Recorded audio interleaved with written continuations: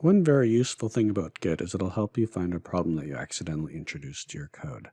So in the background here, I'm just really quickly creating a contrived example where there's a new repo and I did a bunch of work and I accidentally introduced a problem into the code.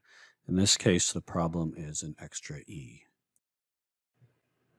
So I accidentally replaced the letter A with the letter E, and I want to figure out where that happened.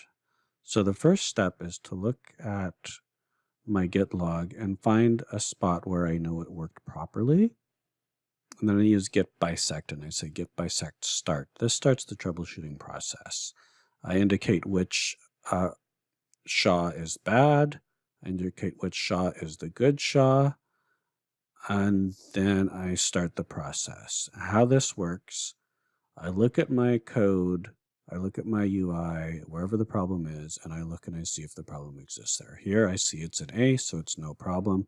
So I say this is good. Git-bisect, good.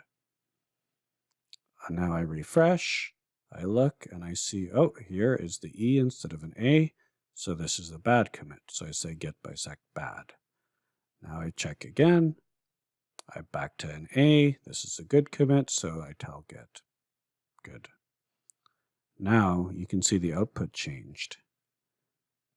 Git is now telling me, look, this is the first bad commit. Right here's the SHA. So I very quickly zeroed in on this, and now I can look at the code and see what it is I changed, what caused the problem, and I should at this point be able to solve it much more easily than if I couldn't find where it was introduced. And then once you're done using git-bisect, you have to reset. So git-bisect reset, and this will get you back to where you started.